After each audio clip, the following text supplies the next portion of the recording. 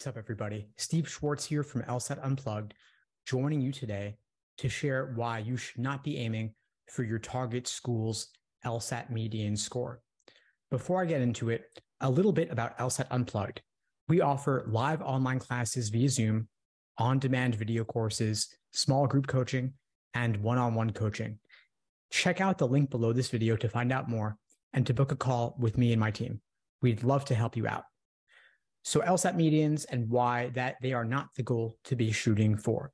I recently was speaking with a student, and as I often do, I asked the student, what is your target LSAT score? What is your LSAT score goal? The student replied to me, well, I want to aim for 165 because that is my target school's LSAT median score, meaning that half of students accepted to that school and attended scored above that LSAT median, and the other half scored below that LSAT median. So that's a pretty on-target goal to shoot for, or so the student thought. But here's the thing. One way to interpret that would be to say that if you hit that LSAT score median, you've got a 50-50 shot of getting in, because half the students who got in had a score below that median, half of them had a score above that median. If your LSAT score was at a school's 25th percentile, that would mean that the bottom quarter of students who got into that school and attended had an LSAT score at that range or lower. And if you were at a school's 75th percentile LSAT score, that would mean that the top quarter of students got a score at that level or higher. The thing you have to consider, though, is that schools want to raise their medians. They want to raise their median LSAT score, and they want to raise their median GPA. What that means is that you ideally want to be above their median, because if they then accept you, they will be raising their median. So you make yourself a more attractive candidate, a more appealing candidate, if your numbers are higher than their medians. What that means is that since schools are always looking to raise their medians, that the bar is getting higher and higher over time for the top schools. That is especially the case when there is a surplus or a surge in the number of people applying to law school, as often happens in times of economic hardship. We saw this in the 2008 financial crisis. In the immediate aftermath, more people applied to law school. We actually had the highest number of people applying to law school at that time in recent memory. The same thing happened again during the pandemic, starting in 2020, 2021, where we had the most competitive admissions cycle ever.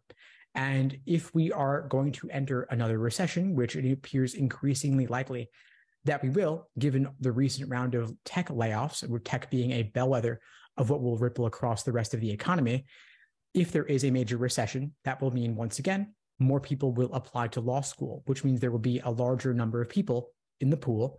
More people overall means more people with low scores, but also more people with high scores. And class sizes at the top schools are relatively fixed. Of course, they do have some flexibility in increasing class size, but they can only do it so much and still maintain their air of exclusivity. So what that means is that more people applying, more people with top LSAT scores, more choices for schools. Another reason there are more people with high LSAT scores is because LSAT flex scores were inflated. For the entire period during which LSAC was administering the LSAT flex, there were far too many people getting high LSAT scores. This is because essentially LSAC messed up the curve on the LSAT flex. They failed to consider that people would have an easier time getting high LSAT scores when taking the LSAT from the comfort of their own homes without the distraction of proctors, test centers, and the like.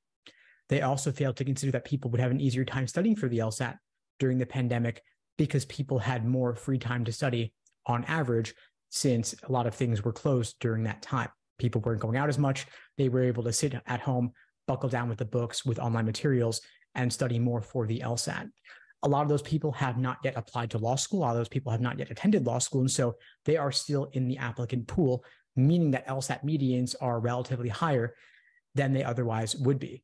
So when you consider what your LSAT goal score should be, you want to aim for a score above the median of the schools to which you are applying, since they are already aiming to raise their LSAT medians by default.